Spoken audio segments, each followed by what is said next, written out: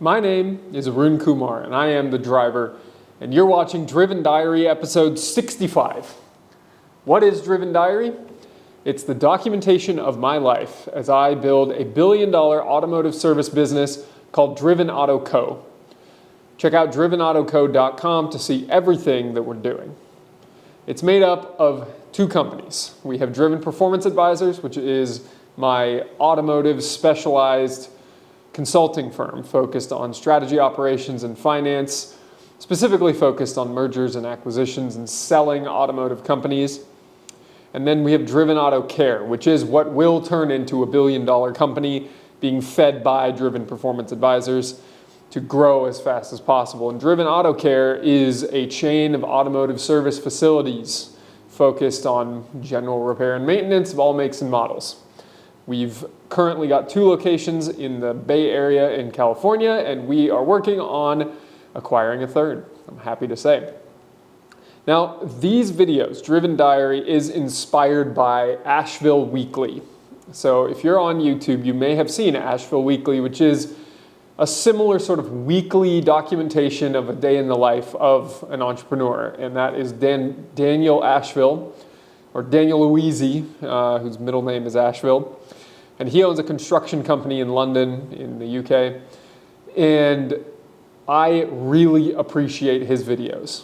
I really appreciate his videos. They show me what it's like about 15 years further down the road than I am. And so I watch his stuff and I see the struggle and the win and the day-to-day challenges, and I just get a window into what my future could look like. And though it is definitely not always positive, it is most certainly educational. And I just want to give him credit where it's due and just say that's where this comes from. And I'm trying to sort of replicate what he's doing to show a baseline or an idea of what it's like to just go through the day-to-day of running a growing business with big ambitions and all of the challenges that come along with it. So in this week's video, I am doing quite a lot to defend the company from many different threatened lawsuits, which is always stressful. I'm trying to continue to step into a bigger leadership role and build the people within my teams. That is definitely the biggest priority that I have as a business owner right now. Is if I want to grow this company, I need to be able to rely on operators in each of our locations to handle the day-to-day. And in order to handle the day-to-day the way I want it done, I have to be there to instill the way I want it done, the values that underlie the way I want it done into our company. And so I am trying to do that as much as possible. And then lastly, because I have a very pregnant wife who's due for our baby in about a week and a half, we had our team holiday dinner a bit early before Thanksgiving this year, just to celebrate 2024, everything we have accomplished, bring the whole team together, and celebrate where we are going. So, with all that said, I hope you enjoyed Driven Diary episode 65, and let's get to the video.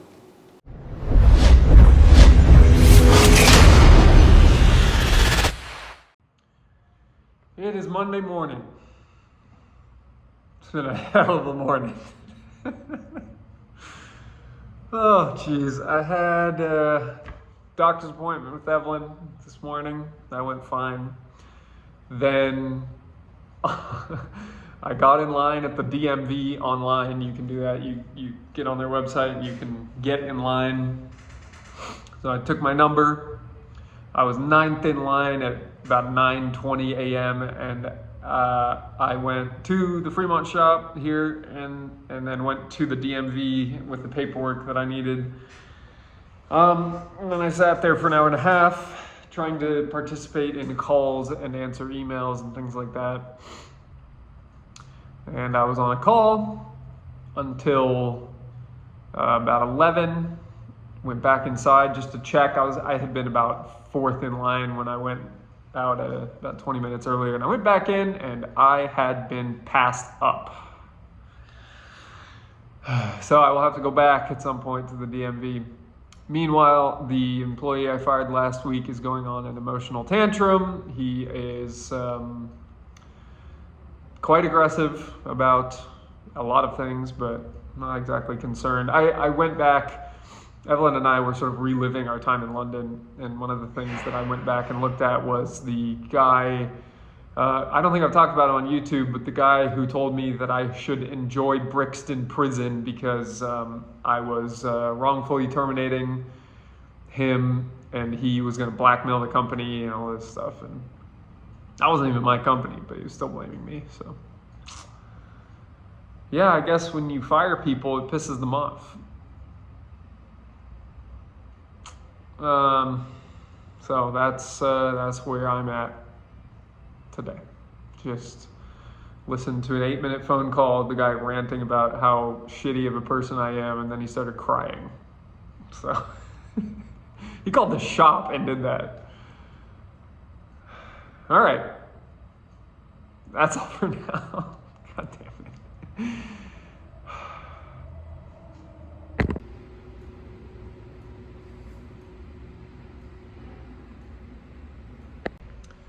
This is item number 1 here that I gotta do for problem solving on this situation is make sure I was okay to say you gotta pick up your stuff by the 20th, because that's what I told him, but he's saying he won't do that, so I'm probably gonna have to like get a tow truck to transport everything to his house.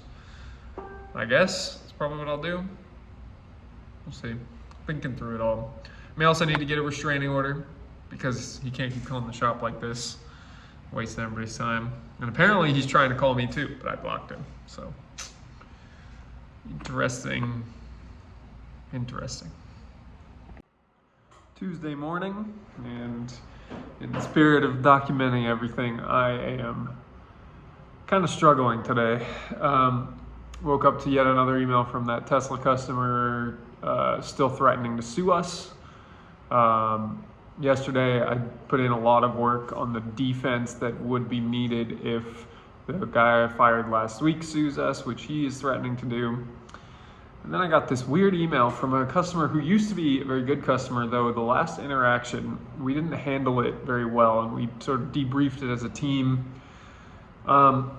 But I didn't reach out to the customer, and I probably should have, and he kind of scared me a bit because he emailed and said, hey, we are reviewing our documentation, and I need you to update the loaner car agreement to reflect more accurate information.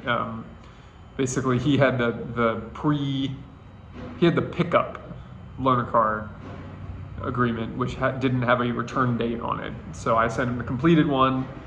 The license plate was wrong. I can't believe nobody had noticed that for quite a long time. The license plate was wrong on the loaner car software, but I don't know what's going to come of that, but it's just like, I feel like I'm getting hit from all angles. That is the name of the game.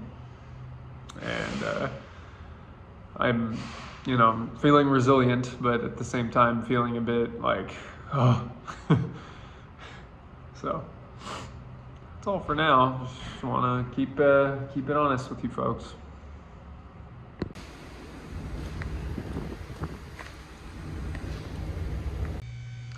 We got ourselves a sea of gold out there, and I drove that Grand Marquis that you saw from the Campbell shop up to the Fremont shop because the Campbell shop probably broke it more. The tech I fired last week was incapable of diagnosing it. So, brought it up here, give it to somebody who we know reliably can diagnose cars, and then the pilot I will be taking home because yesterday we learned that my Explorer that I bought, and which had a mint pre-purchase inspection, had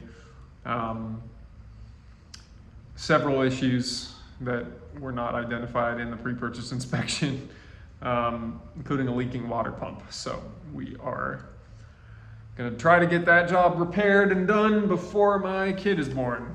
We'll see how that goes. Keep the Campbell shop busy. So that's happening. I've been trying to not micromanage up here in Fremont, but I'm seeing a few things that can go better. So we need to keep pushing things along, keep moving things forwards. I can't. I'm trying to figure out what the ideal structure is, because right now we have Tom, who was a tech, who's a great tech, and he and I share a lot of mentality about workflow and urgency and quality standards and things like that. But the guy is stretched very thin with everything I'm asking him to do, and it means that not everything gets done perfectly. So had a good talk with him today. Can keep getting better. That's all for now. Thursday afternoon, got me a haircut. This is not the first time that I've been on camera today.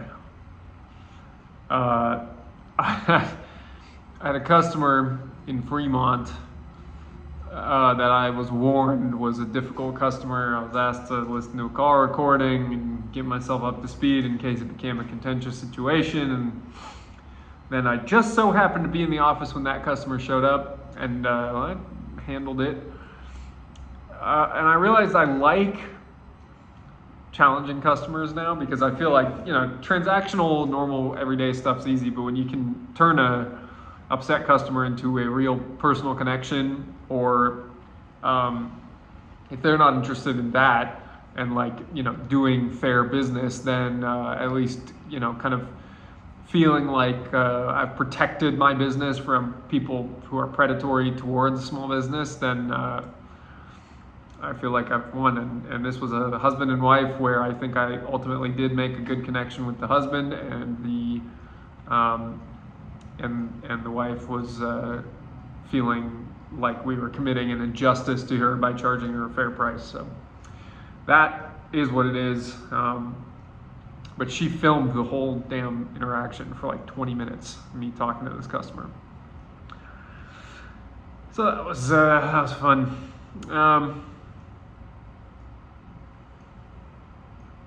Busy with Schwartz Advisors work. It's very dark and dreary out.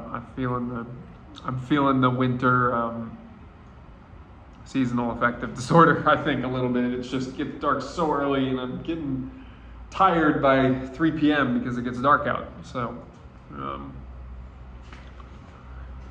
yeah. On Sunday last week, I went watch shopping. Not that I'm in the position to afford another luxury watch, but I found this Panerai that I like.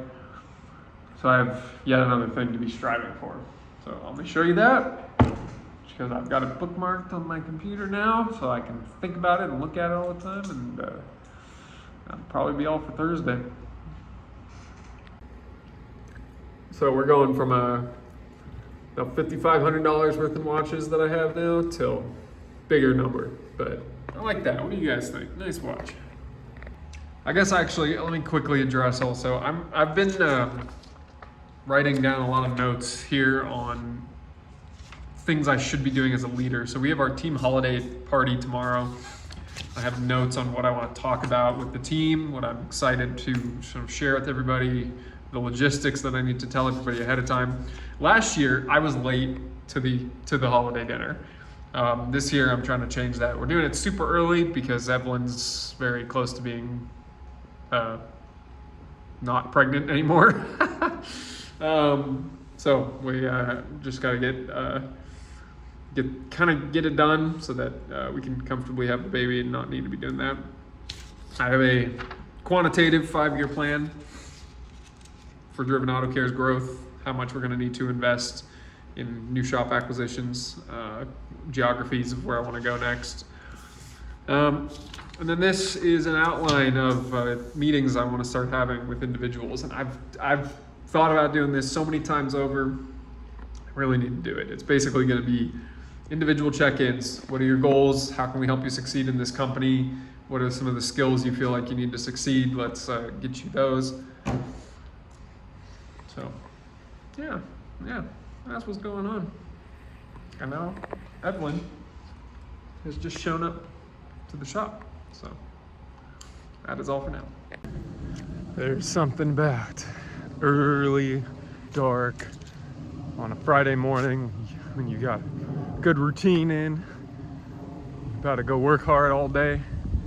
And it just feels so good to get into your badass car, whatever it is.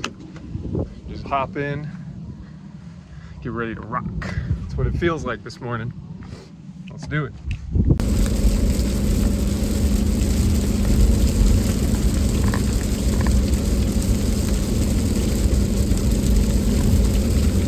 It is Friday afternoon and it is pouring down rain. And I am headed from a client meeting for Schwartz Advisors, definitely the last one of those that I will actually go to in person till after my son is born. And I'm headed back to Fremont to go to our Driven Auto Care holiday dinner party. And we scheduled it very early so that we could make sure to do it before the baby comes.